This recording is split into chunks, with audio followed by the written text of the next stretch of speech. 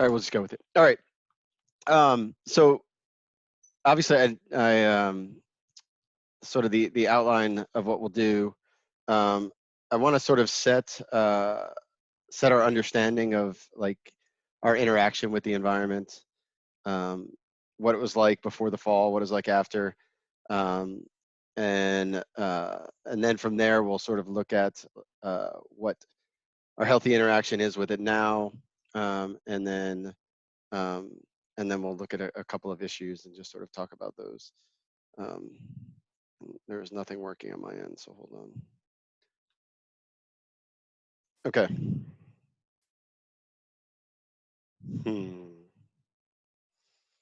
All right, so naturally we'll start at the beginning. Um, so most of what we'll be drawing from, you guys know about the, which we haven't really used a whole lot this semester, is the compendium of the social doctrine of the church. It's sort of like a catechism for the social doctrine of the church.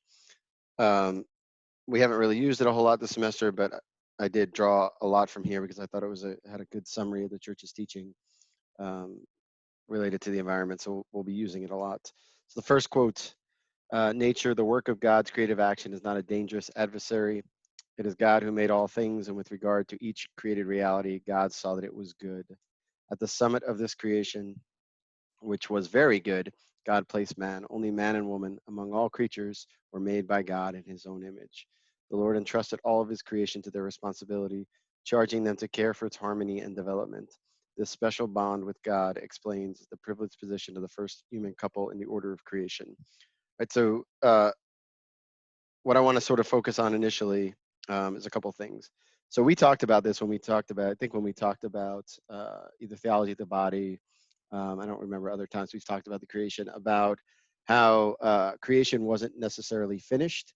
So when God rests on the seventh day, he sort of turns it over to man to finish creation and to bring it to its fulfillment. And that is sort of Adam's task, right? We talked about how Adam was given the command to till the garden, to guard and till the garden. And obviously the guard has to do with the enemy that was lurking, and the till was to help to bring created order to its perfection. All right, so what I want to pick up on is the combination of it was good and it was very good. All right. So it was good. It is good. Is essentially a way of looking at things philosophically to say that a thing. So what's a good chair, for example, right? A good chair is one that sort of fits the nature of being a chair, right? A good chair is a perfect chair, right? So it has all the things that a chair needs.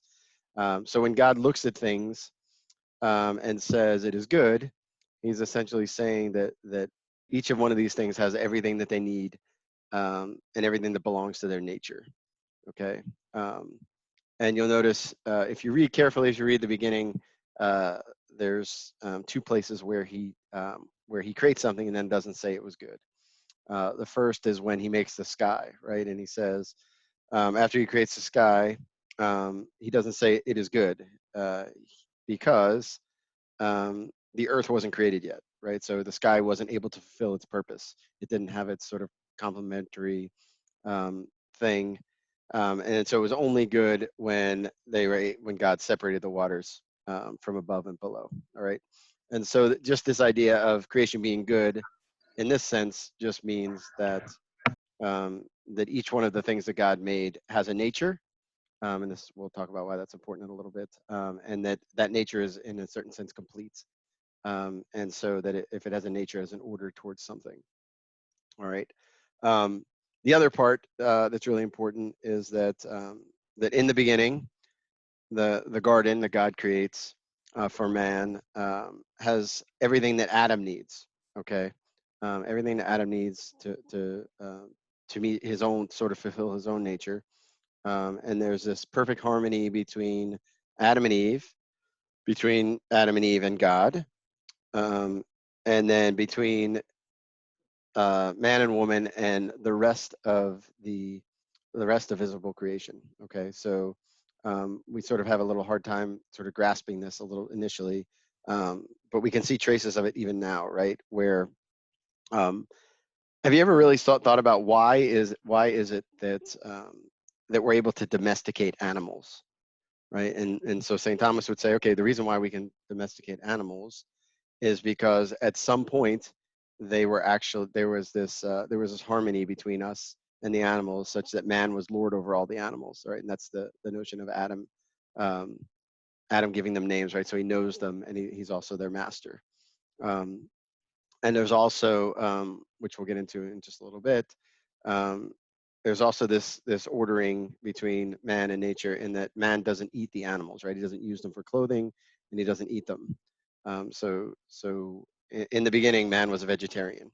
Um, but the point is, of the beginning, at least, is not meant to be sort of this scientific account of creation, but a religious account, so that when we get to the fall, we sort of understand that God gave Adam everything he needed. So it wasn't as if Adam was in this life and death struggle, for for survival, and that his hand was sort of forced. So it's the idea is to sort of absolve God from any sort of, like egging Adam and Eve on, or causing them to fall. They had everything they need, right? And what will be important when we begin to talk about the environment is the fact that there was really only one thing that they couldn't do, right? There was only one tree they couldn't eat from, and that's, in a certain sense, it's symbolic, in the sense that it shows that man has a limitation, right? He isn't God; he can't have everything, and so God puts this limitation in there, and essentially tells man not to go beyond his limit, right? And then we can see, if we trace, sort of throughout history, right? If you get to like the Tower of Babel, right, where man continually tries to sort of usurp God, and take the place of God, and as Pope Benedict, I think, said, he said that, man made an image and likeness of God, tried to image God in the wrong way. So he tried to be like God in the wrong way, and that's ultimately why he falls. Right, and so we get to the fall, right, and we sort of begin again, with Noah. And so again, what the companion says, is, following the destruction wrought by the flood, God's covenant with Noah, and in him with all of humanity, shows that God wants to maintain for the human community the blessing of fertility, the task of subduing creation, and the absolute dignity and inviolability of human life that had characterized the first creation. This is God's desire, despite the fact that with sin, the decadence of violence and injustice, which was punished by the flood, had entered creation. All right, so what are they talking about? All right, so what what it's really sort of getting at here, um, is that as sort of the fall happens, and then wickedness increases, and then God decides, well, that's it. I'm going to blot out mankind, and He does that, sparing only Noah and his family. Um, but now God not only makes a covenant with Noah, but He makes a covenant with all of creation, and He says He's never going to destroy them again by a flood. Um, but again, He sort of reconfirms man as master of the earth, even though, he, in his fallen state, he's lost, that sort of absolute dominion over the earth. Um, but now it's in this sort of less than ideal setting. All right, and that's sort of where we find ourselves now. All right, so that's sort of where we are with, where we are now, um, where man is in his relationship with creation. There's this sort of, conflict, where that wasn't so in the beginning. All right. So let's talk a little bit about. I think this will sort of highlight what's going on. Okay, so, um, and I picked vegetarianism, um, as a way to sort of compare and contrast man's relationship with the environment before the fall and man's relationship with the environment after the fall. Okay. So, um, in the beginning, in the original innocence, man was a vegetarian. Okay, so he doesn't eat any of the animals. He doesn't use them for clothes. Um, the animals are all domesticated. They obey man, and so what happens is St. Thomas says that for his own disobedience, man was now punished by the disobedience of the creatures that should have obeyed him. All right, um, and they become difficult, although not impossible to domesticate, as we sort of saw. and they often pose threat to our lives. Um, and then shortly thereafter, we find that the animals are used for clothing, which is when God makes clothes for the man and the woman, um, and then and then later on for food. All right. Um, all right. So why did God do that? Why did that have to change?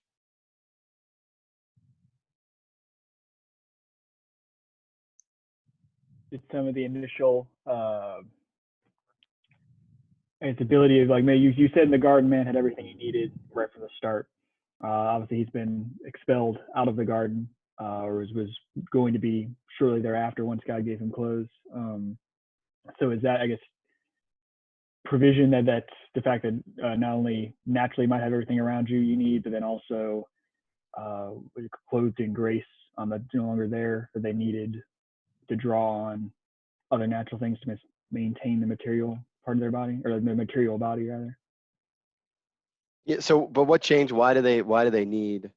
Uh, why do they suddenly need the animals in order to survive? So why do they need them for warmth and nutrition where they didn't need them before? I think that's more to the point of the question.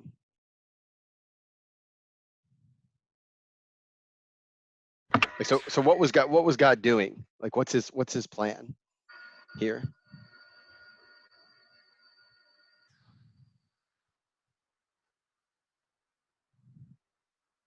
Okay, so let's go bigger picture then. Why does God allow us to have concupiscence? Or why is that an effect of the fall?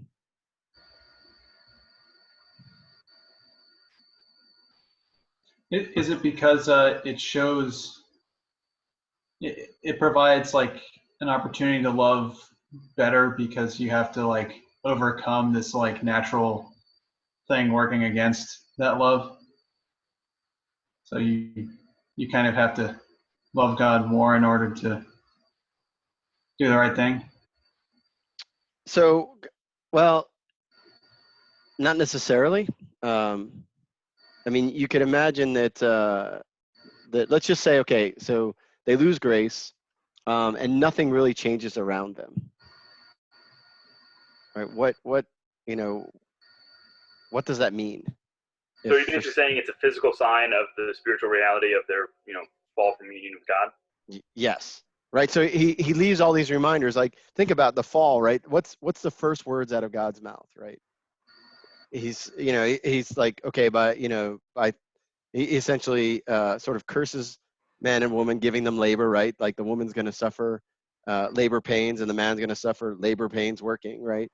Um, but his point in doing that is to let us know something's not right.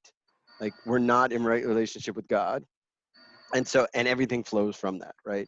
And this is the important part, right? So if we're not in right relationship with God, we're not in right relationship with other people, no matter how hard we try, because it's sort of baked in, right? And if we're not in right relationship with other people, we're never going to be in right relationship with the environment.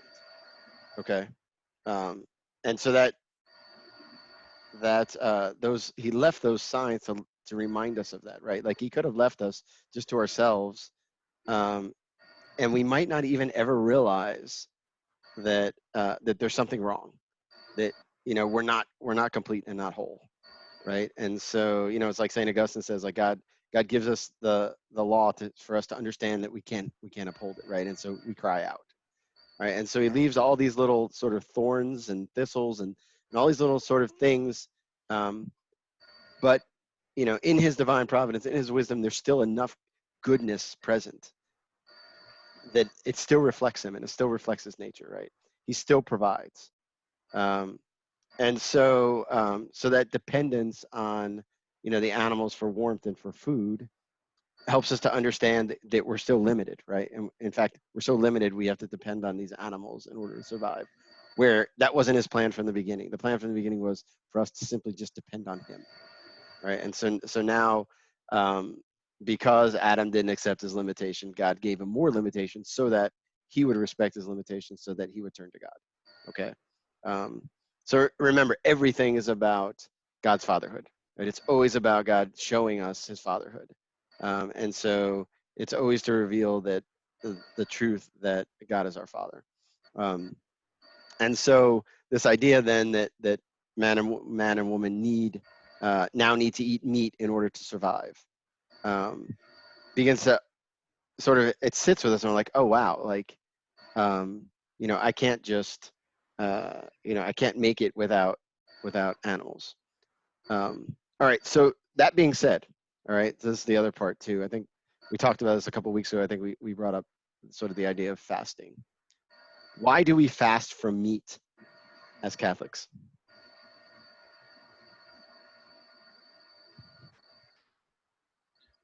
Has anyone ever thought about that? Why meat? Why do they pick meat? Is it just, because everybody likes a good steak? What's the purpose? What's the purpose of picking meat? It signifies like the flesh of Christ and us, because we're also meat. Yeah, well, that's what it points to exactly. So it does point towards that. It points towards, so why even after God allows meat does he say you can't have animals with blood in it? Because there's only one thing we're supposed to eat with blood in it, right? Like it's a point ahead to the body and blood of Christ, right? So certainly that part of it. But remember, even the eating of meat is like a concession on God's part, right? And so someone who abstains from meat says, I'm giving up this necessary thing for the one thing that's necessary. I'm giving this up because I am now living in the Messianic age, right? Like, so it points ahead.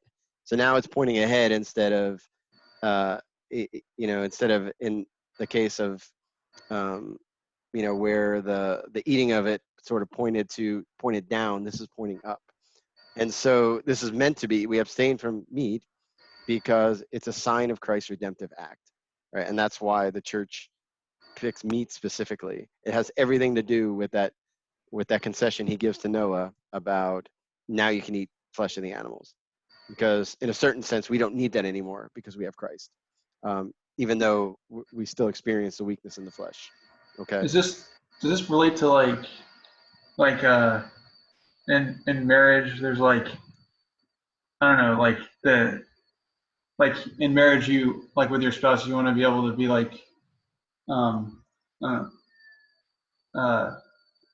there's certain things that you kind of it's like the fall, you kind of act as if you weren't fallen anymore with that person or something. It's kind of the same thing with meat. You're kind of going back to the way Adam and Eve lived in a certain way. Yeah, I mean, and that's exactly what it is. I mean, it's exactly, we're in that intermediate stage of it's already, Pope Benedict calls it the already but the not yet, where we're living. This is why the celibate priesthood is a better example of it, even though what you're saying, Kevin, and from a sacramental sense makes perfect sense. How Christ came and institutes the sacrament of marriage to restore his original plan for marriage between Adam and Eve. And right, so the better sign would be celibacy, where it points ahead to our sort of eternal destination, right? Yes, this is one of those things that points ahead, right? Because in the eschaton we won't need meat anymore, right? And so Christ came even to redeem that, and we're not quite there yet, but it's sort of baked into. It's a promise that's baked in. So I guess I'm wondering, with that, so the Friday penance, I guess our bishops said you can do something else, and I think their intent was that you could do something that was more of a sacrifice. So how do we weigh that with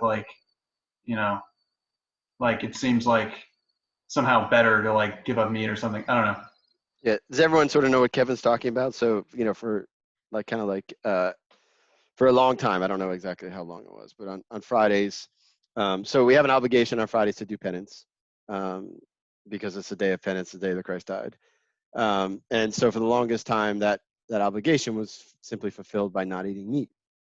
Or in the 1960s, the church removed that particular thing, even though the obligation to to do penance still remain, and left it up to the individual to decide what kind of penance they're going to do. So now, Kim, so what was your question? Yeah, so like in my explanation, I lost your question. So yeah, I think the reason for doing it was that like they thought that the faithful could find something that was a better sacrifice. I don't imagine like a vegetarian, doesn't eat meat ever. So like, what's the, you know what I mean? Like they could give up something else, like, but like, how do we weigh that with like doing the kind of standard give up meat? Because it sounds like it has kind of like a special meaning, and I don't know. yeah, I mean, it does. So the problem, of course, when you say like you can do your own thing, is the majority of people don't do anything, right? Like that's just the way it goes. So that there was a sort of danger in that anyway, and picking that also loses the symbolism, right? So I mean, I think I think as long as you're sort of keeping the obligation to do penance on Fridays, then at this point you're free to choose whatever. But I think the not eating meat thing is, I mean, is easy in the sense of like you don't have to be creative. It doesn't necessarily mean that it's easy, easy otherwise. But just, and then if it were, if they were making the rule based upon like exceptions like vegetarianism, it's not a good idea to make rules based on that. I think it was more just the purpose was to give some freedom there in choosing what you would give up. The sort of I mean, the majority of people now, though, giving up meat was not that big of a sacrifice, right? Because then they'll just go have a fillet of fish sandwich or something. So that part of it, maybe there is some logic to it. But the point is that to make sure that what happens is the meaning then gets lost of what the symbolism of it. And I would say that most people don't even know the symbolism. I mean, I could be wrong, but I would say that most people don't, sort of were pretty biblically illiterate and probably wouldn't recognize the connection. Yeah, first I've heard of it. Yeah, and it puts me like when everything. This is the beauty of being Catholic, right? Like everything is charged with meaning. Like nothing is just like, all right, we should do penance. What can we give up? What if we give up? How about meat? Meat sounds good, right? So not only have I not heard it before, but this is something that I've almost regularly looked up and sought information on because it's such a common question of why do we give up meat, and it's never an answer I've seen. So I think that's well, good. I was really creative, Casey. Isn't that great? Rob, yes. Is there any credibility at all to the idea that it's because the Vatican's owned all the fish markets, or is that completely made up? Well, I've never heard that. So, you've never heard that before? No. I've definitely heard that people say the Vatican just owned all the fish markets, and so they just wanted people to buy fish instead of meat. That's probably a reach, right? So the Vatican literally owned all the fish markets throughout the world. That's the perhaps oversimplification that most people would express, is that the way it's phrased is the Vatican owned all the fish markets.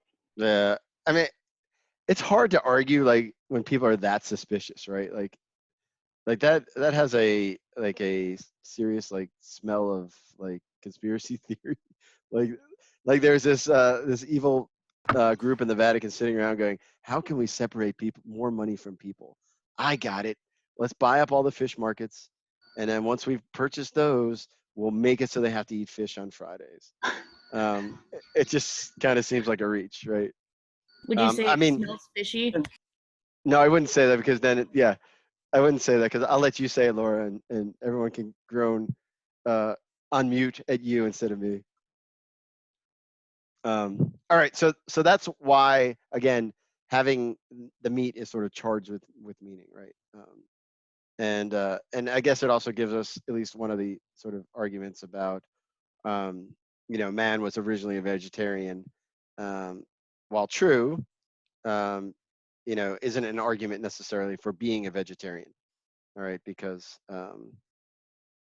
the weakness is still there, so it almost has this like vision of utopia where we're not in this, in this state of being, redeemed but not restored, already not yet. Okay. All right. So that's the logic, at least, of the abstaining from meat. Okay.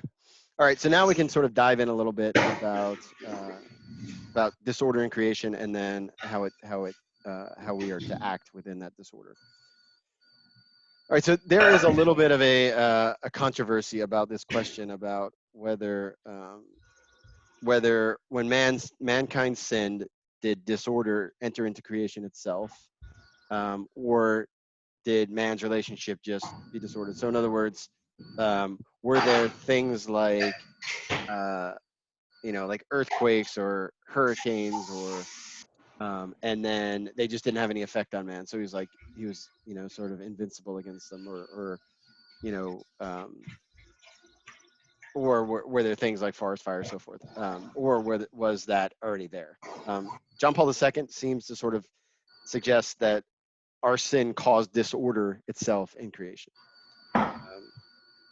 And when he says, when man turns his back on the Creator's plan, he provokes a disorder which has inevitable repercussions on the rest of the created order. If man is not at peace with God, then earth itself cannot be at peace. Therefore, the land mourns, and all who dwell in it languish. He's quoting Hosea. And also the beasts of the field, and the birds of the air, and even the fish of the sea are taken away. All right. So he's essentially coming down on the side that the disorder of creation has to do with, sort of as an effect of man's fall, but it's inherent to creation as it is. And that sort of jives with what St. Paul says in Romans when he says, for creation awaits with eager expectation the revelation of the children of God. For creation was made subject to futility, not of its own accord, but because of the one who subjected it, in hope that creation itself would be set free from slavery to corruption and share in the glorious freedom of the children of God. All right, so so to be clear, though, the natures of the animals themselves didn't fall. I mean, wasn't sort of altered by man's sin. So in other words, like a lion it naturally eats a lamb, and he wouldn't, in Eden, he wouldn't have eaten grass or something. And that's one of those things where sort of understanding what Scripture's getting at, like in the Messianic age, the lion will, lie down with the lamb and eat straw like the ox, as Isaiah says. But we're not there yet. And Eden wasn't it either. Even though it was an earthly paradise, it was still earthly. And so this disorder, our sin introduces the disorder. And why does this matter?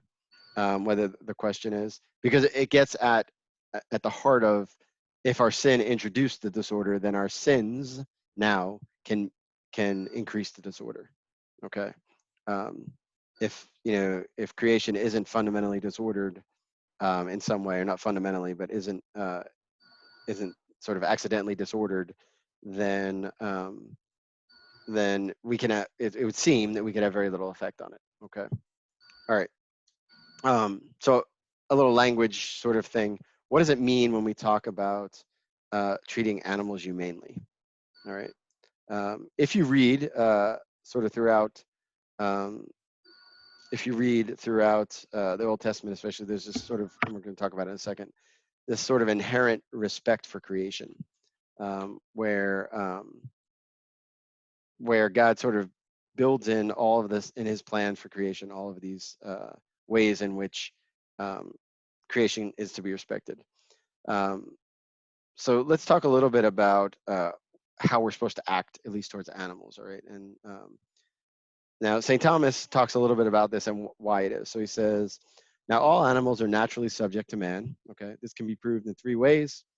First, from the order observed by nature, for just as in the generation of things we perceive a certain order of procession of the perfect from the imperfect, so also is there an order in the use of natural things. Thus the imperfect are for the use of the perfect, as the plants make use of the earth for their nourishment, and animals make use of plants, and man makes use of both plants and animals. Okay, so again, he's talking about sort of the hierarchy of creation, and how man being at the top of the hierarchy is able to use all of the things, right? And of course, with free will and the power to use comes also the possibility of abusing it, right? Of abusing it. And so that's sort of what he's getting at. Okay, so therefore it is in keeping with the order of nature that man should be master over animals, right? And we'll talk about what that mastership should look like. Secondly, this is proved by the order of divine providence, which always governs inferior things by the superior. Wherefore, as man being made to the image of God is above animals, and these are rightly subject to his government. All right, so Revelation sort of supports the idea that God grants dominion to mankind because man is made in the image and likeness of God, right? And so being the highest of the visible creatures, he sort of has dominion over all things, okay? But this dominion is sort of like a two-edged sword, right? So we certainly have the capacity to use things, but that those sort of creatures have their own natures, right? And ways in which they're supposed to be used or not to be used, right? So, a chair has a nature, right? And when I sit on the chair, I'm using it correctly, right? But when I use it to break in someone's house by smashing it through a window, then I'm using it against its nature, right? So this idea that just because I'm sort of master, I can use anything I want in any way that I want, doesn't fit with the order of creation. It doesn't fit with what dominion actually means, right? So the question really isn't, whether man has dominion over the animals, but what is the proper use of them, okay? And that's where this sort of term of humane treatment comes in, okay? And people, we've all heard it where people take it to extremes and talk about animal rights. Animals don't have any rights, but what animals do have is a certain inherent value to them, such that we should treat them in a certain way, okay? And so when we're talking about humane treatment of animals, what it really means is we treat them as if we're human. So we use them in the right way. And so there's a truly moral way of treating animals as living, sentient beings. And so then this idea is that we're not sort of lording over them, but we're stewards of them, right?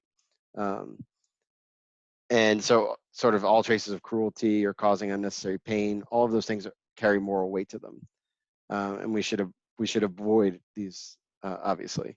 And Rob, yes. When we say no rights, that also comes to the fact that we'd say rights carry with them duties, and animals, not being rational creatures, can't have duties. Right. Yeah. So very good, Connor. So all semester we have been talking about this, right? We've been talking about every time we bring up the word right, we should think responsibility. Okay, if someone has a responsibility to something, they have a right to that thing, right? A responsibility for something. And so since animals don't have free will, they have no responsibilities, right? And so if they have no responsibilities, they have no rights. So exactly. What about animal testing? So there's nothing inherently wrong with animal testing. Obviously, again, it needs to be carried out in a sort of a humane fashion. So we can use them even if it causes their death. And if it's because in a certain sense, right? What were they made for? What were animals made for? To serve man. Yeah, they were made for the glory of God and to serve man, right? And in serving man, if their death is necessary in order to serve man, serve him in the sense of that it's something that genuinely leads to human thriving, then there's nothing morally wrong with killing animals or testing them or whatever. Does that make sense, Kevin? Yeah. It's just a question I had. It's kind of, there's a lot of strong opinion in the world about that stuff. Yeah, and some of that stems from just the fact that people are cruel, right? Like there's a certain cruelty to it, but and it's normally sort of generated by sort of a misguided compassion, because they sort of they anthropomorphize the animal in some way and sort of think, well, how would you like it? Usually it's like, how would you like if that happened to you, right? And C.S. Lewis and the Problem of Pain, he talks a lot about this actually. And I mean, in short, what he says is, yeah, animals, you have to frame the question correctly, because animals, while they feel pain, they don't suffer, right? Only man is capable of suffering because he's a rational animal, right? And so he sort of talks about how, again, you don't want to necessarily cause animal, pain unnecessarily, but pain is not the same thing as suffering, right? Can you distinguish the two? Yeah. So pain would just be, I mean, it's hard for us to distinguish because they're almost always equated in us in some way. Pain would be kind of, you put your hand on a hot stove. Ouch! I took my hand off. Right. That's the animal, because animals don't live. They have no anticipation of further pain or further suffering. Right. They're simply, that hurts. Pull away from it. That's it. Right. And they may not be able to pull away from it, and so the pain continues. Whereas suffering always has sort of this spiritual component to it, where you can experience pain without suffering, right? But you can't experience suffering without pain. And so suffering is the sort of spiritual component of, it's like a spiritual version of bodily pain, and they can be related, but they don't necessarily have to be. Does that make sense? So I guess, would you say that are you using spiritual light in the strict sense of saying, okay, well, we have a soul that has certain powers of it that is able to do things that animals just can't do, and the suffering lies in those things? Or are you using it more in a sense of saying it's like I guess are you using it in a different way? No, I'm using it in that sense, that it's something that's felt in in the spiritual in our spiritual faculties, not in our bodily faculties. How does like animals mourning their dead like factor into this distinction? Have you seen an animal mourn their dead? I mean, it's not the same, but they dogs get sad, or like they appear sad. I don't know. Yeah, I think animals will they can remember. They'll go back to the same place where someone was when they died, or something like that. Like I've heard of stories like that. Yeah, I guess the question would be, why do they do that? Is it because they're walking around trying to find meaning in life, or is it because they go there because they want to see, they want the pleasure of seeing that person or that other creature? Yeah. I would imagine it's not, my life is meaningless, I'm going to go to their grave and sit there and reminisce about them, right? Yeah. I mean, I think I don't know that I've ever seen that, but I mean, I don't doubt that there's some closely related things animals do that seem very human initially. That's again why people respond the way they do about how animals are treated, but I don't think it's the same thing. I think if you start seeing like doggy funerals or like them burying their dead or something, that would be, that would probably trigger something. Okay.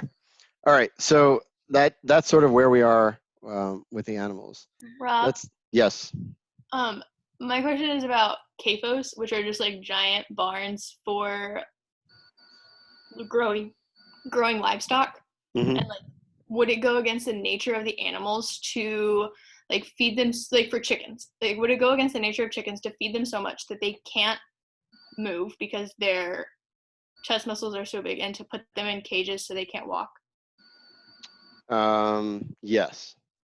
Yeah. So there is definitely a moral component. Again, you have to like this sort of like, even, I mean, you could even do it like in these massive farms too, but like the way that animals are treated, there certainly is a moral component to it, because and you sort of nailed it when you said, is it sort of contrary to their nature.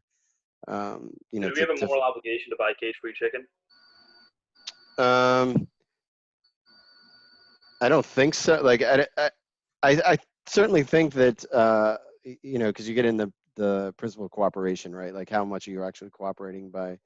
I think given the choice between the two, you should always choose those that treat the animals more humanely, right? And again, humanely being respecting their natures. And I don't necessarily think the issue is necessarily that the chicken are in cages. I think that it's that, you know, they can't really move around, right? So they certainly putting them in cages in the sense of like giving them an area to roam or range that's fenced in wouldn't be the same thing.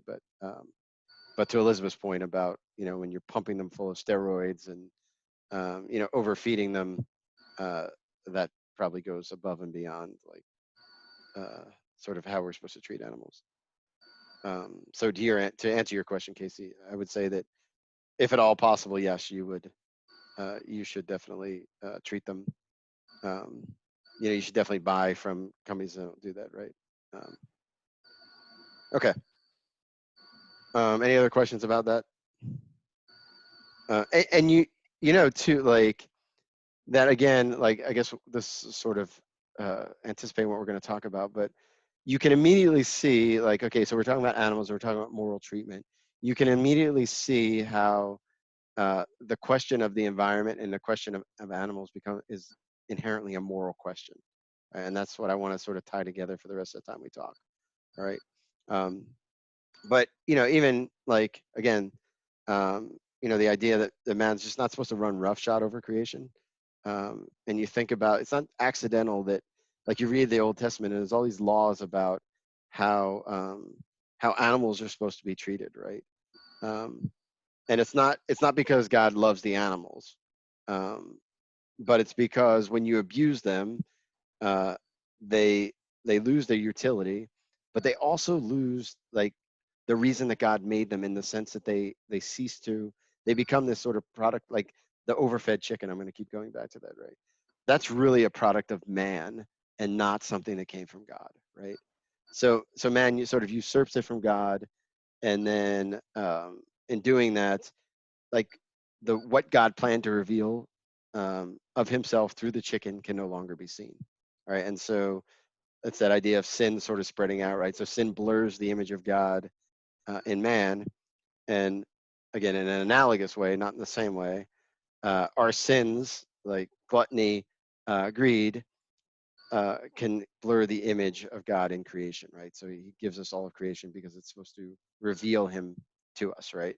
Not that the chickens are on the same level as us, but the point is that that a chicken was made, yes, for our service, but first and foremost to somehow reveal something about God, right? And so throughout the Old Testament, you know, God has sort of these rules about, you know, how to treat the ox and the donkey, you know, how to treat fields, and all of that is not just to protect creation, but it's to protect man from becoming greedy, and, you know, trying to sort of become this absolute slave master over creation. Okay, and I think one of the sort of telling passages is in Deuteronomy in chapter 20, when God essentially says, when you're at war with a city and have to lay siege to it for a long time before you capture it, you can't destroy the trees by putting an axe to them. You can eat of them, but you can't cut them down. And he's like, why should the trees be included in your siege? And he said, the ones without fruit on them, so the ones that don't have any other utility for man other than just being trees, well, those you can cut down if you need siege works, but only while you need them. So don't do it indiscriminately. And so that I think captures this balance between you know, being a steward and using it versus when you abuse it, right? All right. So with all this sort of as the foundation, let's see if we can sort of talk about a Catholic view of the environment. Again, returning back to the compendium of the social doctrine of the Church, it says, man then must never forget that his capacity to transform and in a certain sense create the world through his own work is always based on God's prior and original gift of the things that are. All right, so we can never forget that ultimately creation is meant to be um, a temple in which we worship God, right? And so there's all these reminders of Him all around, right? And I think we've talked about before about why are there all these images and beautiful churches of like gardens and it's to remind us of Eden, which is to remind us that God made the earth to be his temple, right? So He wanted to walk in the garden with mankind, and everything there. His image is like a temple. There'd be all these images of Him, right? And so He wants us to remember that it's first and foremost a gift. He must not make arbitrary use of the earth. Okay, so back to what we said, subjecting it without restraint to His will, as though it did not have its own requisites and prior given purpose, right? So each thing has its own nature, its own purpose, and we can only use those things in accord with that nature or purpose.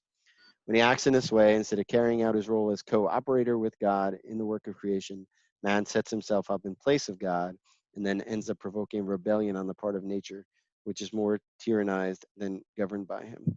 If man intervenes in nature without abusing it or damaging it, we can say that he intervenes not in order to modify nature, but to foster its development in its own life, that of the creation that God intended. All right, so man isn't supposed to just sort of step back, have nothing to do with it, and create these sanctuaries, but he's supposed to use it in the manner that God had originally planned. Okay, that's the sort of the Catholic view of the environment. All right, so we're gonna take a little detour and talk a little bit about how the world is different from even 300 or 400 years ago. So the Companion again warns, nature appears as an instrument in the hands of man, a reality they must constantly manipulate, especially by means of technology. A reductionistic conception quickly spread. This reductionistic conception views the natural world in mechanistic terms and sees development in terms of consumerism. Primacy is given to doing and having rather than to being, and this causes serious forms of human alienation. Such attitudes do not arise from scientific and technological research, but from scientism and technocratic ideologies that tend to condition such research. With the progress of science and technology, questions as to their meaning increase and give rise to an ever greater need to respect the transcendent dimension of the human person and creation itself. So Francis Bacon was a philosopher in the 17th century, and what he ultimately set out to do was to conquer nature.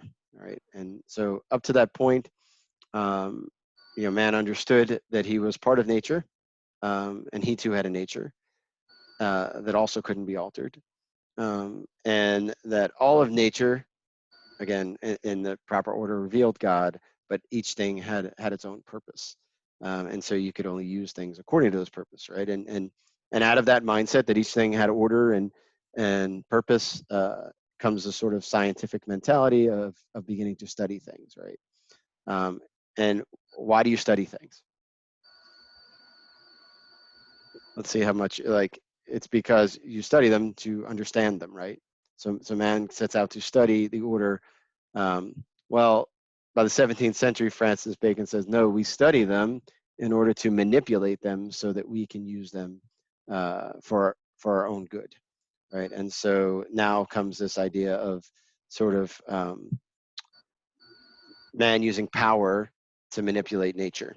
And this sort of understanding, so on the one side, there's this idea that nature is this wisely and beautifully made sort of integral whole. And then Francis Bacon comes along and starts sort of setting us down the road where it's something to be conquered and something that sort of is our enemy. And so we must absolutely and totally subdue it. And this idea is pretty much how most of modernity would look at even science, right? The purpose of science is not necessarily to study the thing, but it's to study the thing so that we can manipulate it in some way, right? And that mindset is obviously easy to fall into, but we have to sort of understand that that it's really just a power play.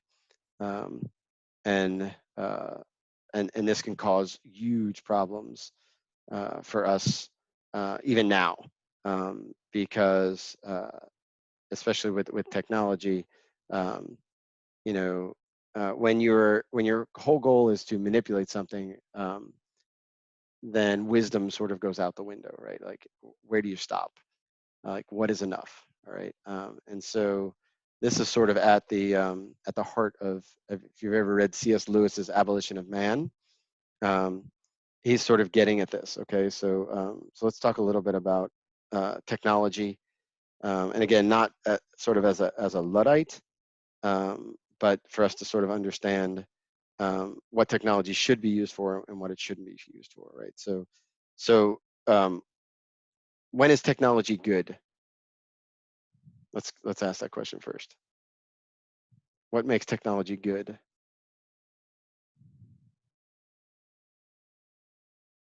It enables the expression of the God-given gifts that man has in order to, I guess if we kind of take that principle you were building on at the start where you said God gave man a mission to, I think it was till the ground, as you said, kind of to build upon creation. Mm-hmm. Technology being, I guess, a manifestation of that is our building upon creation. And so it can be good, and so that expresses, I guess, some capacity for creation that God has given to us. All right. So yes, but let's see if we can dig a little deeper. So let's say I develop this new this technological tool, okay, and it makes let's just say it makes farming easier. So it's like a Roomba that goes and clears the fields, right? I don't have to do anything. Is that a good technology or a bad technology? It could be both. It can turn into bad technology if it leads to the overuse of the land and like the exploitation of that land so that it like no longer serves its purpose. Okay, so that would certainly be part of it. But you also, the way you worded that was interesting. So you say it's such that you don't have to do anything. Are you then doing nothing because man was not made to sit around all day? Like Yeah. work. So well, so okay. Now let's get at the question: why do we work? Well, I mean, like work is sanctified. Like work is a good thing in its proper place. Why is it a good thing? Build virtue. God did it. Who said that? You didn't pop up. Who said it builds virtue? Honor. Yeah. So it perfects us, right? Like work is a good thing because it perfects us. All right. It doesn't just perfect the thing it's working on.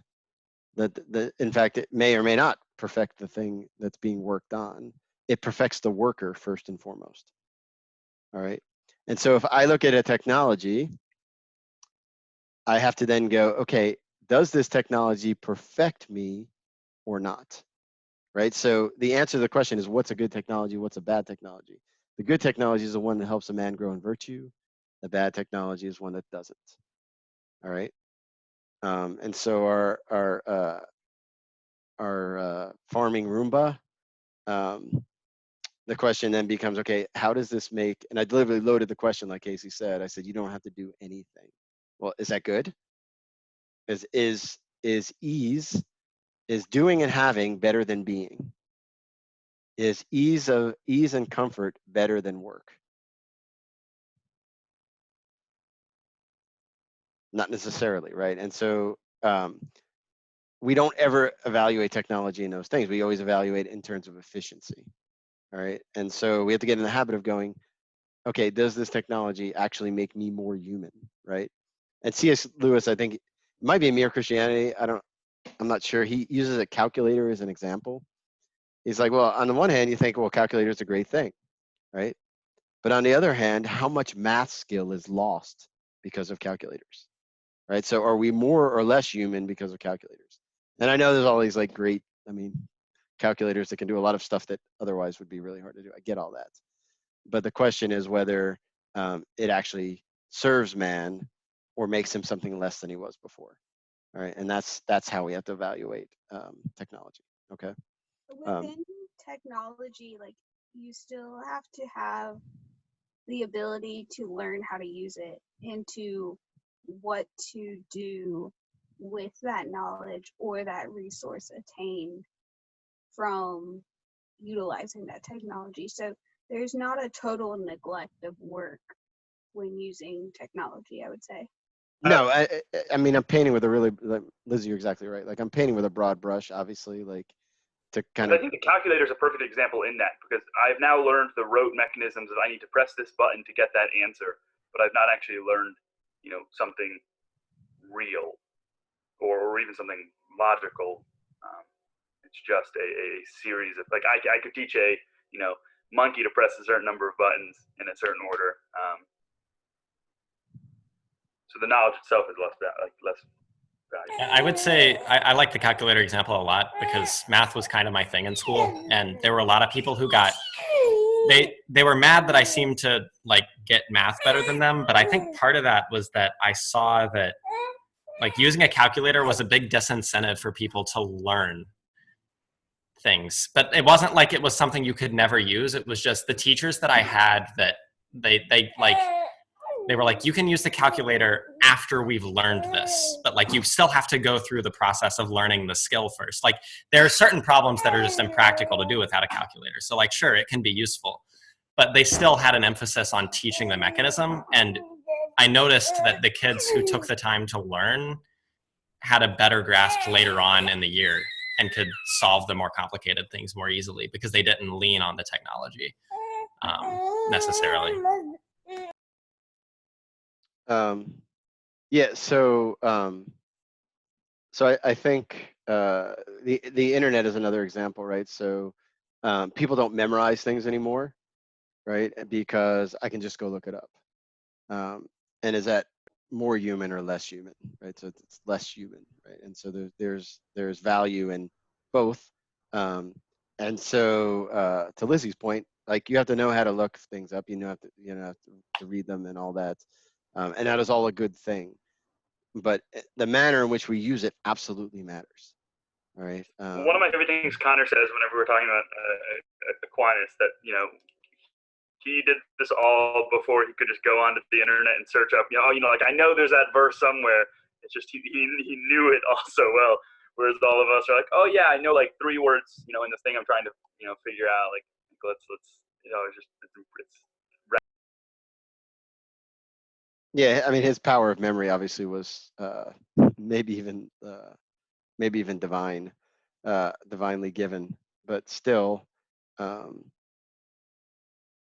think that's how we have to sort of take technology and critically evaluate it. And I think the criteria we use is, does this make me more or less of what what God made me to be? All right. So sorry, I got off on a little tangent there. So I have a quick question, if that's all right. Yeah. Oh, I was just gonna say so would you say that technology or maybe even like just good technology is only necessary because of the fall? Like would Adam and Eve been able to create technology, instruments, whatever, to better harvest crops or feed themselves in that way, or is it only because we have this fallen nature, similar like how like we have animals for that reason now? Yeah, I mean, I think they would have. I mean, they certainly would have used tools, and and there's nothing inherently in that they would say, okay, well, I've got to do all this by hand, but the tools would be wisely used. I think is the difference of the way they were used versus necessarily whether they were used or not. Does that make sense? Yeah, thank you. All right, so let me see if I can get back on track and remember where I was going with this. Sorry, I got off on my little technology diatribe for the wise. So this is C.S. Lewis, Abolition of Man. So what C.S. Lewis is doing here is, and he says it in the beginning of the book, he's sort of taking that idea that man is supposed to sort of dominate nature, the sort of Baconian way of looking at things, and he's trying to sort of get us to understand the consequences of it. We're beginning to see the consequences of it, is what he's sort of getting at. So it's a short book, definitely worth reading.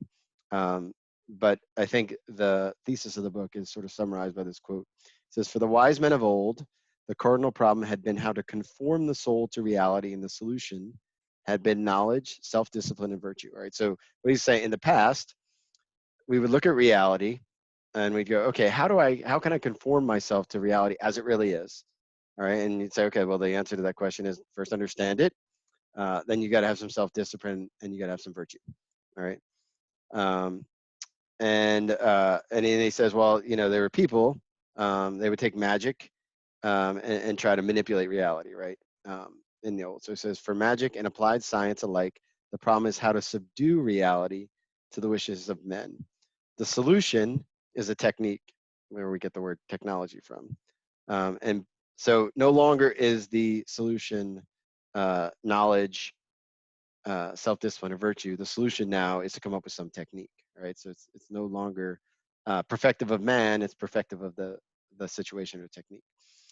And both in the practice of this technique are ready to do things hitherto regarded as disgusting and impious. All right. So if we don't care about knowledge, self-discipline, or virtue, morality goes out the window, such as digging up and mutilating the dead. All right. So, and here's his point. He says, man's conquest of nature turns out in the moment of its consummation to be nature's conquest of man. So this lowering of man to be less than he was made to be. All right. And that's what he's getting at. He's like, okay, if you're going to subdue nature, you're going to lose. Every victory we seem to win has led us step by step to this conclusion, right? And if you've read Pope Francis's Laudato Si, that is one of the things he talks about. All right. In fact, he has I think he sets out in the beginning, he's like 5 or 6 things. He's like, I'm going to talk about these 5 or 6 things, and one of them is he's going to set out what he calls the critique of new paradigms and forms of power derived from technology.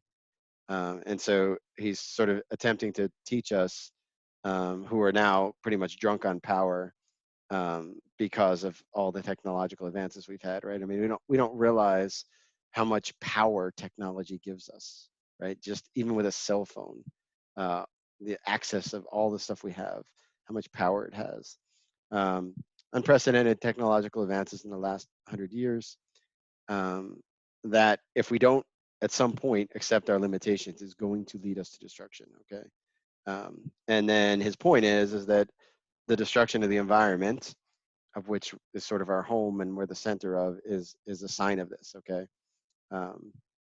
And so he goes to sort of this great length not to be seen as this sort of Luddite, but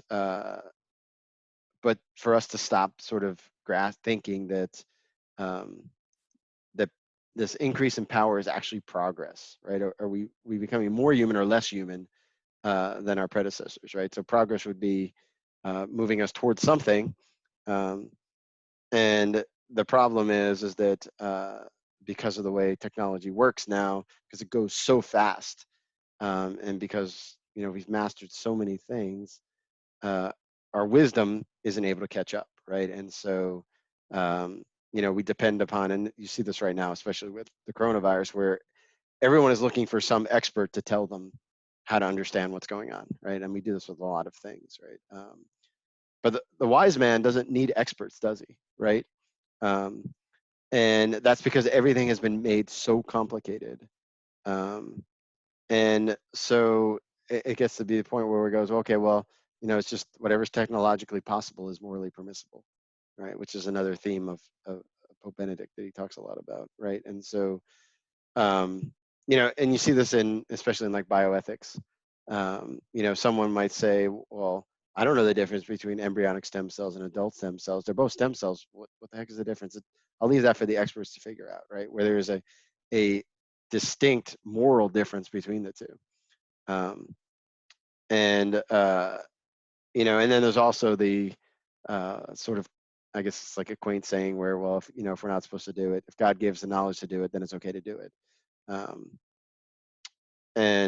So we have to get in the habit of asking sort of whether something is moral first and foremost.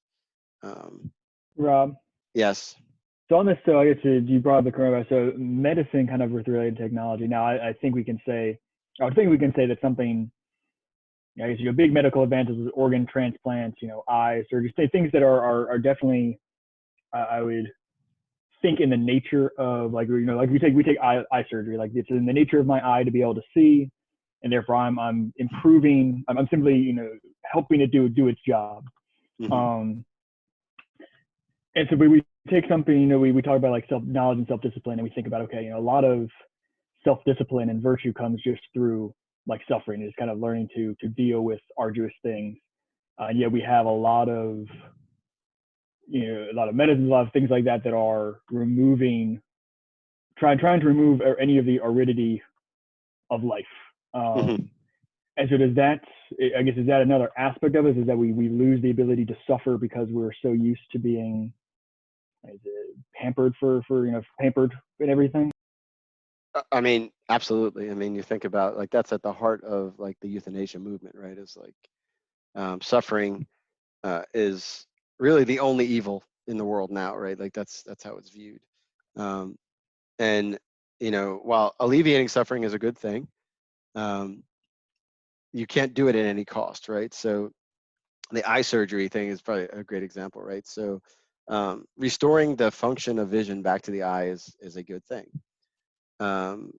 But then how you do that absolutely matters, right? So you can imagine, maybe I would clone a human being just to take his eyes, because you said that vision is a good thing, right? And so that part of it that moral evaluation doesn't happen any longer, and then we assume that everyone is choosing the right thing to do, um, if that makes sense.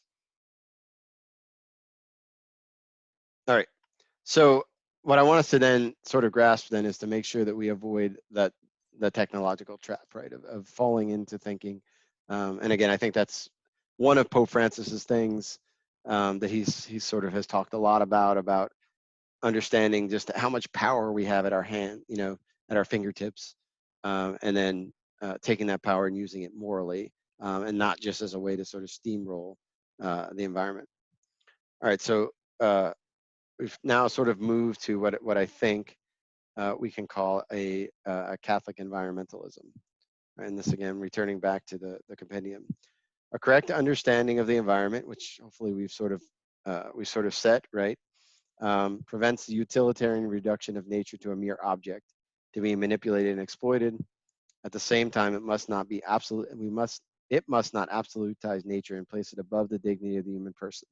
So immediately we're looking at the both end of Catholicism, right, where it's not something we can just steamroll and use however we want, but it's also not something that we should divinize. In the latter case, so far as to divinize nature or the earth, as can readily be seen in certain ecological movements that seek to gain an internationally guaranteed institutional status for their beliefs. So the solution to sort of the abuse is then not to go, off the other extreme and turn it into sort of a quasi-religion. And what is always sort of, there's always a danger of turning, it's not necessarily just like earth worship, but it's always the danger of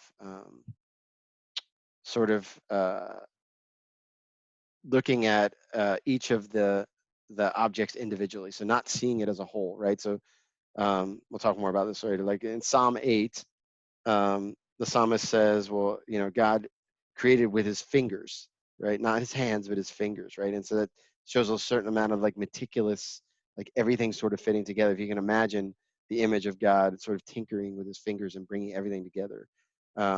What has happened though, is that we've lost this vision of the whole. That's what scientism is, I think. I think scientism is this inability to look at the universe as a whole thing, and to see how it all sort of fits together. Instead, we sort of study. I mean, I know scientists who like never actually go and study the thing they're studying. They look at it's like they look at all their stuff is done like in a lab, under like a microscope, and they're looking at like all these molecular effects, and so that what do they've sort of picked it apart, right? And this is what, you know, we've talked about this before about looking at things like I call it nothing butness, right? Like, you know, this is nothing but a bunch of, you know, water is nothing but, you know, 2 hydrogen molecules and an oxygen molecule, right? Nothing but, and not seeing things in the big picture and seeing how they all fit together. And then when we do that, then it makes it really easy to manipulate things, right? When we have this sort of this view that everything is just like in a compartment and sits by itself, and you can see this attitude too when you look at when we talk later about like global warming. Some people's solutions to it, right, they're often short-sighted, for the very reason that because they're so used to looking at things on that almost like that microscopic level of things. And so we have to be careful about not about looking at things individually like that. The other part, I think, which we'll talk about in just a little bit, is when we talk about often, it's usually people that are sort of more left-leaning that talk about sort of environmentalism, right?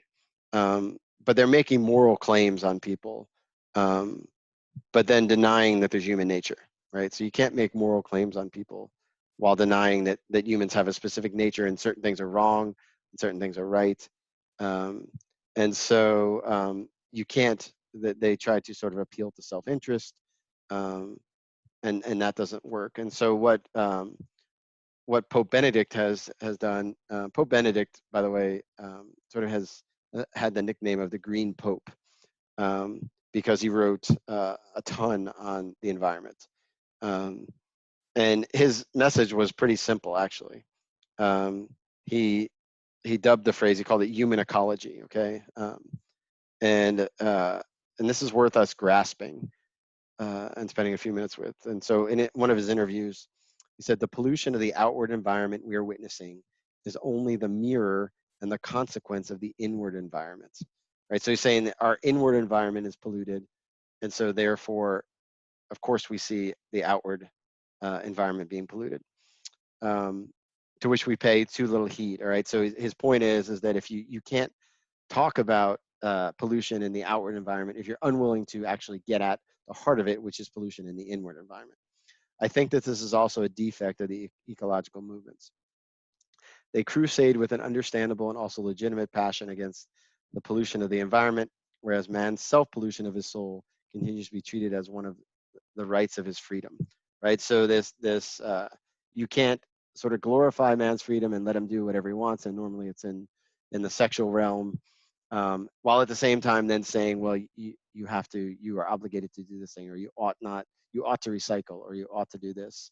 So there's this discrepancy here. We want to eliminate the measurable pollution, but we don't consider the pollution of man's soul and his creaturely form. He must acknowledge himself as a creature and realize that there must be a sort of inner purity to his creatureliness, spiritual ecology, if you will.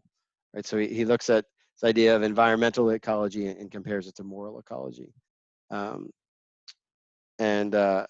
Weicker, who teaches I think he teaches at Steubenville now, he has a really good book called In Defense of Nature, which is really worth reading. And he has sort of this 4-point thesis that I want to sort of unpack, which is getting at how to move from what he's really trying to get at is, and this is what Pope Benedict is trying to do, is to get from talking about, having to do, XYZ for the environment, to why we actually treated the environment that way to begin with. So is the environmental pollution a symptom of something else, that if we don't treat the underlying problem, then it's just going to continue? And of course, Pope Benedict thinks, yes, it's the underlying problem is what's causing it. And so Weicker, in his book, he says, if we can befoul nature by violating its intrinsic order and beauty, can we do the same to human nature, and in particular human sexuality? If intemperance and greed destroy the natural environment, do they also destroy the moral environment and sexuality itself? And so he has these 4 points. which we'll go through. So his first point is there's this order to nature, which you all recognize as good and beautiful, and that we should respect and protect it. But that there's also then an order to human nature that's good and beautiful, and that we should protect. And then he says, okay, well, if we violate the order of the external nature, well, that's pollution, right? And then if we violate the sort of internal nature, then we've polluted our souls. And so what his point is that when we stop polluting our souls, so when we grow in virtue, we'll actually stop polluting the environment, okay? If human nature is indeed, as the name suggests, part of nature, then we should be able to call violations of the human nature moral pollution. And for that very same reason, we can claim that we have in some way by our actions damaged human nature. So again, greed actually does something to us, right? So it harms us. Intemperance actually does something to us. It harms us, right? And so only by being virtuous can we actually respect our natures and actually thrive, right? And so so what he wants to do is then expand ecology to understand, though, if we get at the heart of the problem, which is the lack of virtue, or what Pope Benedict would call human ecology, then a lot of the environmental issues would go away, right? So a lot of it is driven by the overconsumption. What is that driven by? It's driven by greed or gluttony, and that if we ignore the greed and gluttony and then try to sort of fix the problem, well, the only way that we can fix the problem is by using a hammer coming down with power, right? And in that case, freedom is then lost, right? And so if we have this sort of human ecology where we get back to forming people in the virtues, we'll see that many of the environmental problems will go away. But even if we don't, the point is that we'll never get to any of the environmental issues without first forming a virtuous people, because there's no way you can stop people from fixing the problems just by giving them tax breaks or whatever. And so that's his point. And so what he does is he sort of takes the view on the left, that the sort of the heavy environmentalism, and then the view that tends to be on the right, where we can pretty much do whatever we want, and then tries to unite them by sort of talking about virtue. Okay, and so John Paul II picked up the same sort of idea, and he has this. Yes. Before we move on to that, so do you think? I guess do you think it comes for when we think about, I guess, kind of those who would advocate for ecology, or who, like I said, who are normally seen being the ones who want more environmental movements or more action done in the environmental movement? Is it, I guess, in your experience, is a philosophical conviction like, okay, nature is good and has its intrinsic order that we ought to preserve, or is it more of a, I'm not sure if utilitarianism be the right word, but utilitarianism of, if we don't do this, we're all going to die, and therefore we need to do X, Y, or Z? Yeah, I think it would probably be more of the utilitarianism, because they tend to deny, at least in practice, like they tend to be moral relativists, right? Which is a little bit odd when they're sort of fighting you and telling you that you ought to do something, and then they're moral relativists. But I think that it's mostly the utilitarian sort of approach where the world's going to end in 10 years.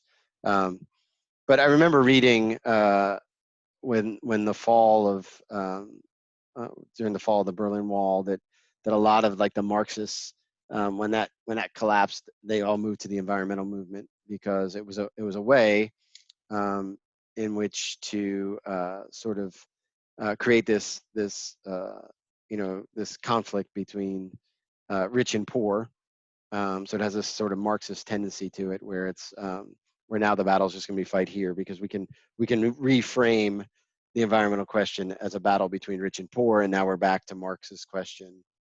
And then, well, what's the solution? Well, the solution is socialism or communism, right? And that's why it tends to be that environmentalism and socialism go hand in hand. Even though if you look like historically, you take a communist country like China and look at how horribly they treat the environment. That's how you know it's a philosophical issue versus a true concern for the environment. I think I think it's been hijacked a little bit because it should be in a sense legitimate because there is an environmental crisis. But you know, I forget who it was that said like never let a good crisis go to waste, right? Where if you can manipulate a crisis in order to further your agenda, then you should absolutely do it. And I think so that's part of it. So I hate to answer your question, Connor. I hate to sort of paint with a broad brush because there are people who are legitimately concerned and legitimately want it better, but then there are plenty of people who want to manipulate it and use it to sort of further, especially the sort of Marxist agenda. So you would say that, like, I guess, any philosophical linkage between kind of let's call it like the kind of integral ecology versus the socialist or more stronger government regulations, I guess, solutions to the environmental problems is more of a forced thing than an actual philosophical link between the two ideas. Yeah, it has to be forced because if you actually like if you start from the premise that the environment nature is good, and that there's such thing as a proper use of nature and improper use of nature. Well, all you have to do is keep tracing down the steps, and you realize, well, okay, man has a special role to play, which then makes man unique, because we don't demand that the polar bears, stop, pooping in certain places or whatever, right? Because of the environmental damage they're doing. But they even sort of recognize that somehow human beings are different and that they have an obligation to take care of the environment. And so I don't know how you could not keep following that train of thought to the point of, oh, this is actually a moral problem and not just a problem of, we're using too much, plastic or something. Does that make sense? So I mean, yeah, I guess it often can get reduced down to kind of the materialistic. Yeah, the person who is like the honest person, like the person of goodwill, is actually concerned about it. That sort of traces their line of thinking can only come to the same conclusion that the church has already come to about this. That there is a problem, but the problem consists in first, requiring or calling people or forming people to actually not, be so greedy or not so, gluttonous or whatever. But the problem is that neither one of those things actually are even values in our culture, right? Like most people think, when they think like the environment, they're like, oh, okay, like we just need to be, we just need to find out better ways in which we can still use things as much as we are. It's like the Diet Coke effect, right? Where I really want the taste of Coke, but I don't want the calories. So make me something that'll fix that, right? And so most people's solution to the environmental problem is, well, let's just find a way that we can filter CO2. Let's just shoot a bunch of talc up in the sky that will, cool the Earth's temperature because it'll block the sun. Never getting at the heart of what's causing the problem. And that's the problem with it. Okay, so John Paul II says on his message for world peace in 1990. He says modern society will find no solution to the ecological problem unless it takes a serious look at its lifestyle. In many parts of the world, society is given to the instant gratification and consumerism while remaining indifferent to the damage which these cause. As I've already stated, the seriousness of the ecological issue lays bare the depth of man's moral crisis. If an appreciation of the value of the human person, of human life is lacking, we will also lose interest in others and in the earth itself, right? So you cannot at the same time, for instance, support abortion and be an environmentalist, right? Because if we don't care about vulnerable people in the womb, why would we care about vulnerable people in Africa who don't have clean water, right? So you can see how they're intertwined with the how the two things are intimately connected, and how environmentalism actually fits into the pro-life movement, right? Like where if you really care about not only people's their temporal life, but their eternal life, you can't help but think, okay, well, this overconsumption is actually harmful for these people, right? It's not just harming the environment, it's harming them. And so this connection between again, this sort of almost schizophrenic connection between, they tend to be anti-population, and so they're pro-abortion, pro-contraception, which then demeans the value of life, which then demeans any reason for caring what the effects of my stuff do. Why would I, if I don't want children, why would I care what's going to happen in the next generation? And so this again, the approach they take is clearly either just misguided, or usually again, it's been hijacked. So if you're going to contend that there's a delicate harmony then in the natural order, then there has to be a delicate sort of harmony in the moral order as well. And so that's sort of what John Paul II is getting at. He's like, okay, before you try to enact all this legislation in which you harm people further, why don't we not be so scared about actually confronting the fact that that our lifestyles are harmful to us, maybe even more harmful to the people who overconsume, to their spiritual well-being than the bodily well-being of the people who suffer from its effects. And so that's sort of where he's getting at. All right. So is this sort of clear now about the connection, the moral connection, ultimately, and how that the solution has to come from that direction? I have a general practical question, which is just that, like, it makes sense to your first question, but then to the second point, sort of more practical, like, it seems like there are certain forms of overconsumption that you can't help but avoid. Like, there's statistics on, like, carbon footprint stuff, and like just the fact that most of us have to drive to work automatically puts us over that. So, like, just from a practical moral standpoint, how do you make these kinds of decisions? How do you determine, where you should make changes, that kind of stuff? Just like personally, how do you think about it? Yeah, I mean, that's a kind of so certainly there are, the problem is that that we don't have good data on actually what the effects of some of the stuff we do, right? Like, is there really, is you driving to work, is this carbon footprint idea, is that legitimate, right? Is the level that they're at legitimate?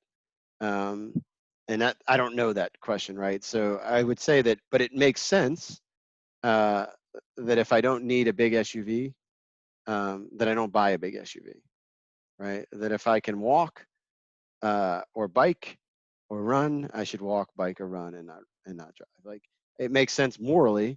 Like, it's not just oh, this would be nice for the environment, but again, those things are better for me, right? Like, it's better for me to be temperate in the things I buy, and it's better for me to get out and even physically, but even spiritually, to get out and walk rather than drive.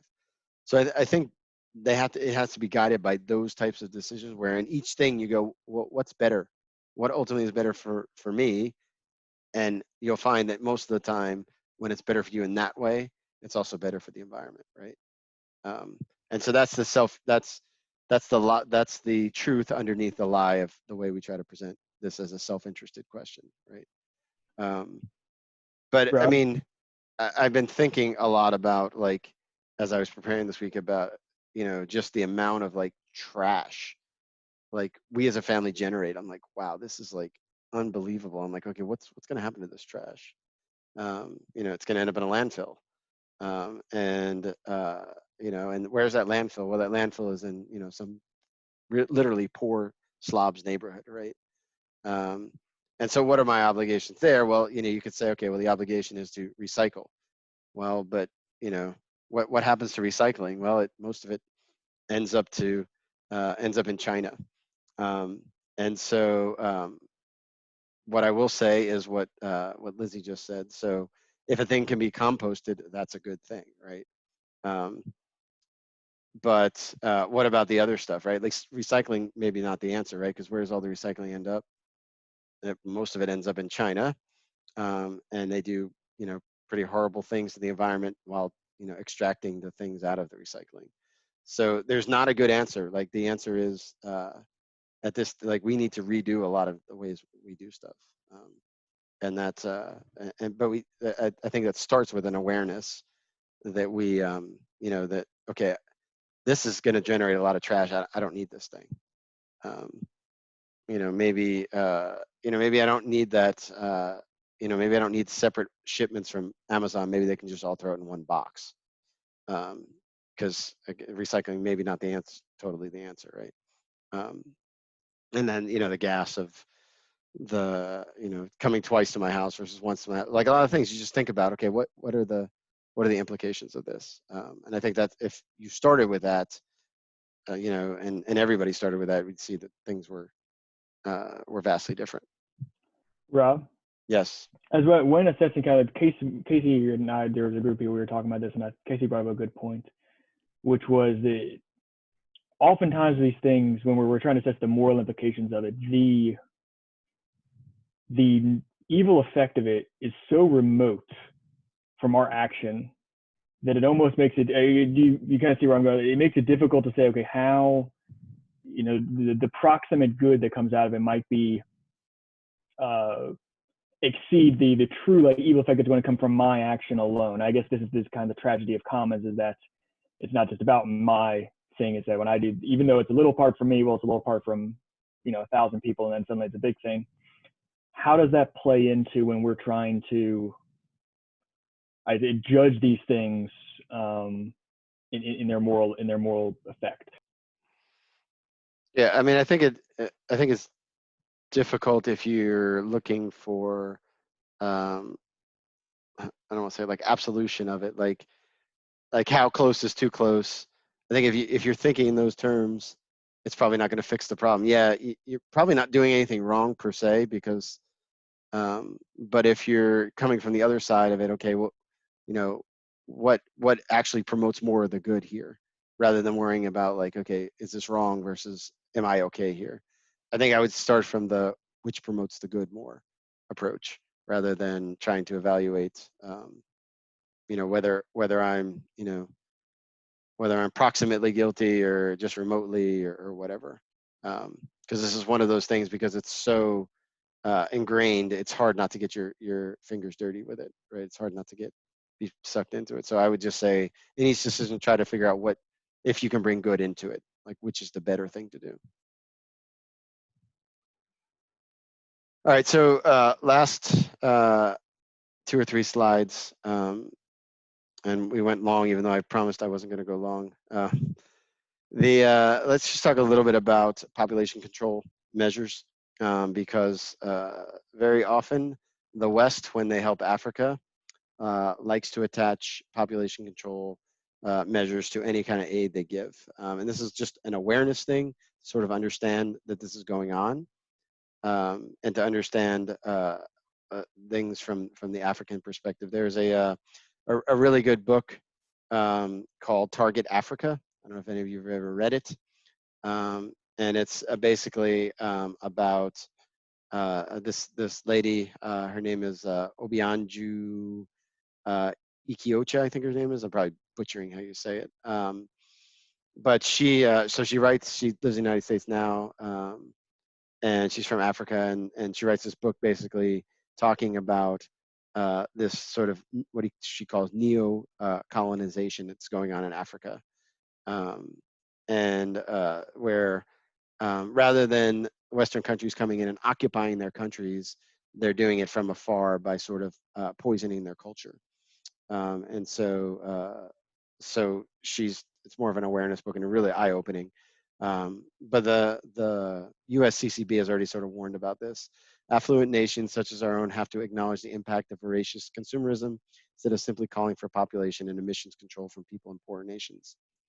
All right, so very often it's not me that needs to sort of change my behavior. It's the fact that those people in Africa are having too many kids, and their carbon footprint is gigantic. So we need to do something about them. We should promote a respect for nature that encourages policies fostering natural family planning and education rather than coercive population control. So, like I said, very often when Western countries offer aid to countries, and I'm going to give you an example in a minute, it's almost always only to be received based on some population control criteria or measure. The problem is that in Africa they don't want that. Right. The problem is that Africa has become an extremely Catholic continent, and so people in the West look at Africa and they're like, wait, the average number of desired children for these women is 6.1. Right. That's how many children they want across the continent. Right. And so they look and they're like, wow, this country, wow, their average is like 5 children per woman. Well, clearly they have an unmet need for contraception, right? No one in their right mind would want that, right? Even though it's not even, most of them don't have as many children as they want. So they think, well, there's this unmet need for contraception, so let's provide it for them. And I think I was reading in that book that Africa receives 70 billion condoms a year from the West. 70 billion. No.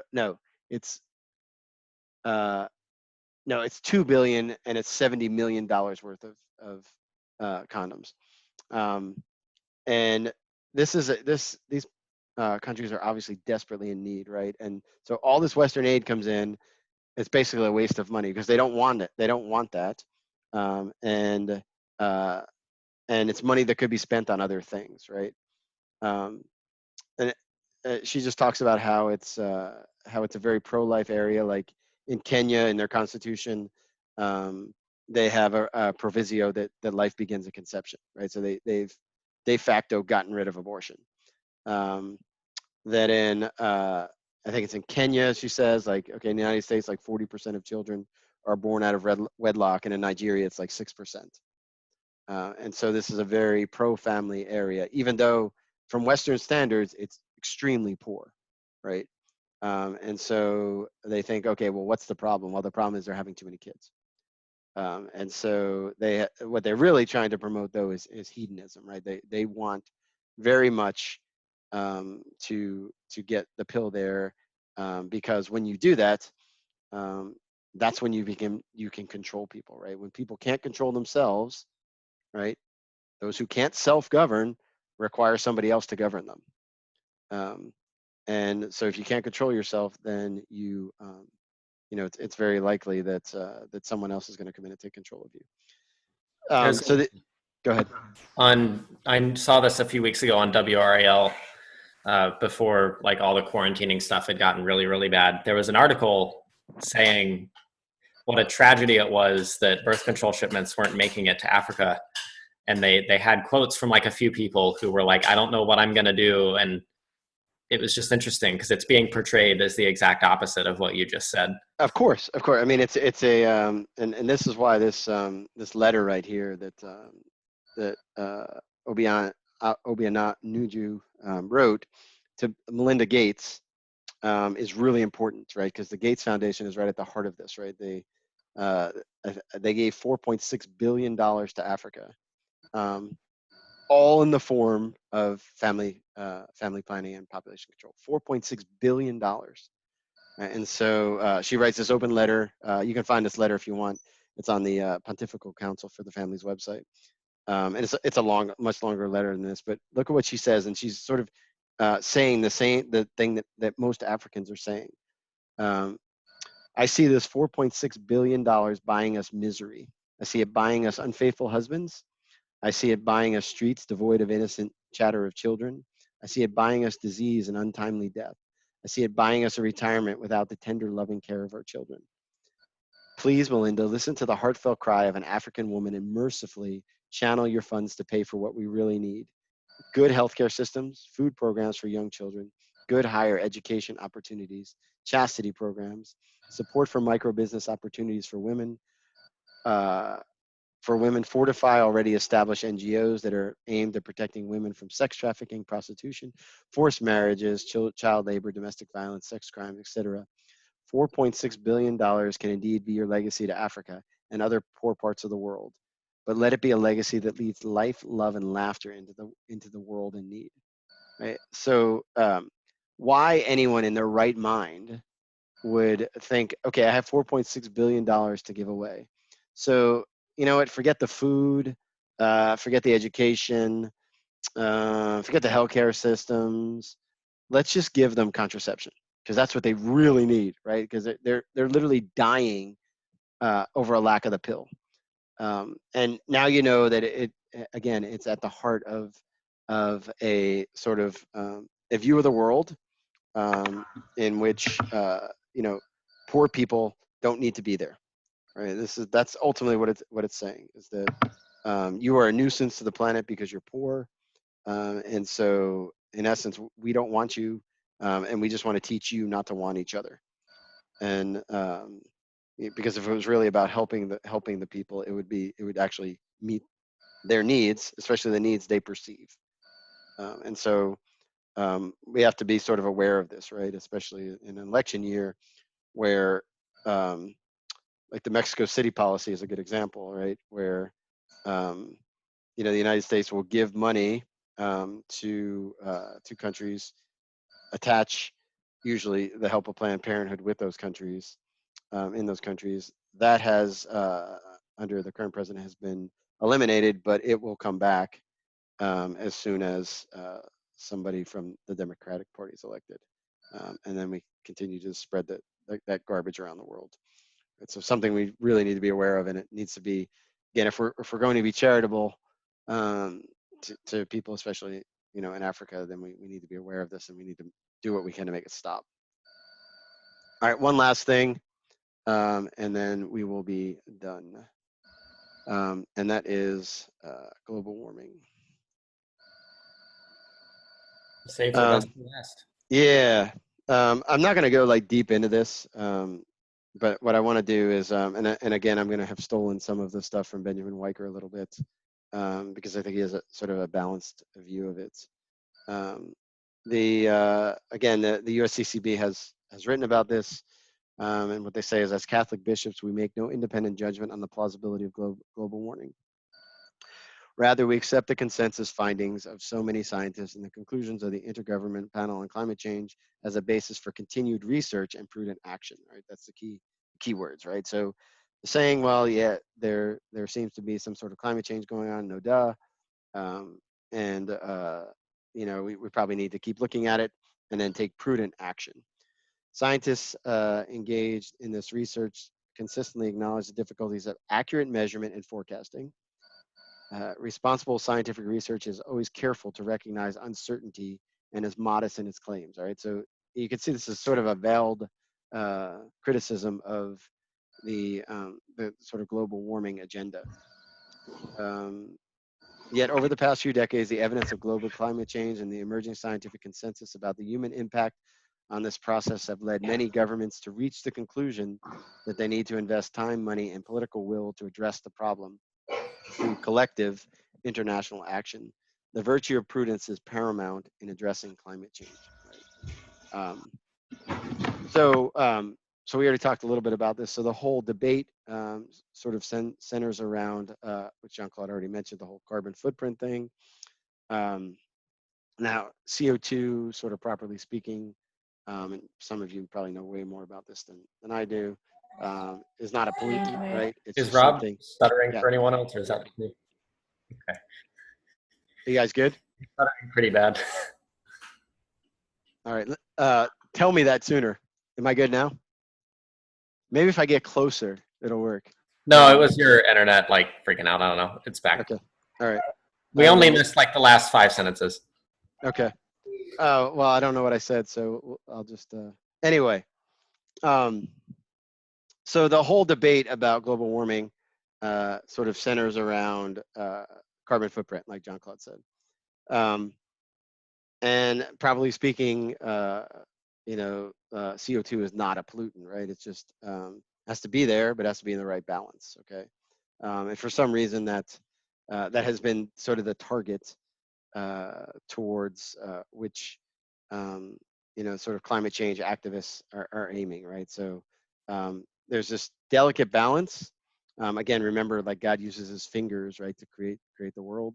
This delicate balance to keep the earth habitable, and so CO2 has to sort of be in this this proper proportion to the other things, and it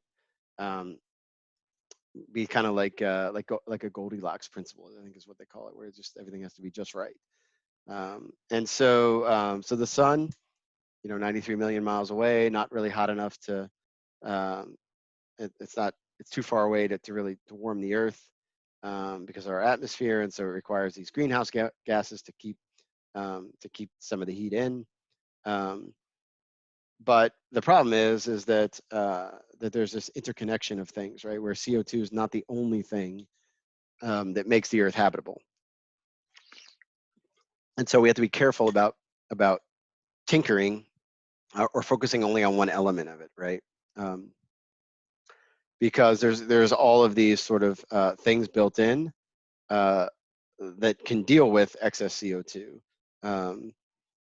And so this homeostatic mechanism that takes care of the increased CO2 only up to a point. And then, plants are CO2 eaters. So the more plants there are, the less CO2 there is. And the more they grow, the cooler the earth will get because the solar radiation goes into photosynthesis rather than getting converted into heat. And so there's all these things sort of tied together. And again, I'm not an expert in this at all. But even Rob, these, yes. I mean, do you think a part of the, and you kind of touched on a little bit with when you were saying, recycling can't be just, I guess, the solution, in capital S in that. Is it when you're trying to convert these,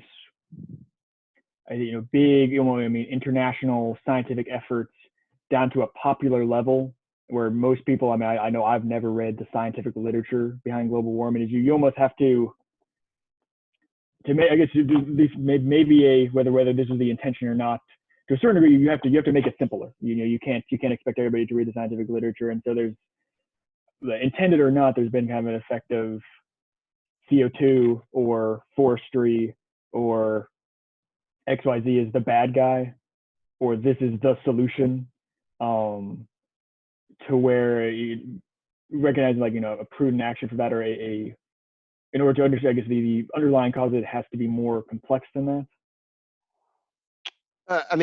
So the explanation certainly can be on simpler levels.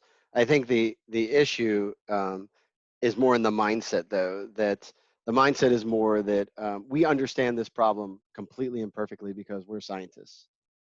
And that mindset then, and because we, sort of scientists are like the new, or the new priests, right? Where everybody, or the new sages, where everybody listens to them because science said so. When in truth, they don't really understand the problem well, right? And that's why that paragraph had the word prudence in it, I think 3 times, right? Where you have to sort of recognize, well, we don't really understand this, and we could actually do more harm than good by mucking with it, right? So certainly we should put some things in place to alter the abuse of the environment, right? Now that abuse may not be the CO2. The CO2 problem is not necessarily an abuse, right? Like if I have like 7 kids, is that really harming the environment? Okay, you're really going to convince me of that. But if I have a fleet of 7 cars, might I be harming the environment? Probably, right? So the point really is where the church sort of comes down on this, is that any measure you take has to be prudently decided, right? Because there's plenty of history of people mucking with things and not and not understanding the ramifications, right? Like I think about one of the things they did in California was they had sort of an energy crisis, right? Because their power grid is way behind, and so they decided to create all these windmills down near the California-Mexico border, and so they built these big wind farms. Well, the wind farms were there were all these raptors running into the windmills and dying, all these birds, right? And so what happened? Well, all the rodents that the raptors ate were overtaking everything, and so rats and field mice and everything were eating everything, and then so it created uh, this new environmental crisis, where the solution may simply have been, hey, we need to use less power. Let's make it so that we're using less power. So that, again, the moral solution, right? Because when you begin to muck with something that God Himself tinkered to get the balance uh, right, you're almost always going to get it wrong because you don't understand like man's limitations, right? And it's even like Aquinas says, like only the angels like understand material creation enough that they can govern it, right? We're not governors of material creation, right? We're stewards. We're the protectors of it. We're not governors of it. And so anything we do, there's example after example of like trees are deforested, right? And yeah, that seems really bad because maybe we've lost these sort of CO2 sponges. But then erosion happens and there's mudslides and people's crops are ruined, and so it's all intimately connected. And so we can't come up with these sort of pat solutions. Um, and we just have to sort of understand that we don't understand very well at all how it all works. And even because it's all intimately connected, even the smallest little change can set off the delicate balance. And that's the point of this whole like global warming debate, is you don't see any of the humility of going, we think this might be the case, but I wouldn't make gigantic policy decisions based upon this. I wouldn't come up with a Green New Deal because of this, right? And that's again when it becomes a fear tactic, right? Like since 1970, um, there's been unknown numbers of times. I remember like as a little kid, um, when Spock came out and said that the new ice age was upon us, right? The actor Leonard Nimoy, who played Spock, said, "Okay, the ice age is coming," and now they're like, "Oh no, the ice age isn't coming. We're gonna fry to death." And so we don't understand the problem. We still don't understand the problem, and so all the measures have to be prudently done, and we need to immediately recoil from something that is very drastic. Okay, does that make sense? And the problem is that you don't have to have, to Connor's question, you don't have to have a necessarily the scientific language to fight this, right? Like that's for them to figure out. But I think we have to be really really suspicious when someone claims to understand exactly how something works and the exact cause of a problem. And that usually is where this issue sort of comes down. All right, other questions? Comments? I have a question, but it can wait till after. Well, I'm done, so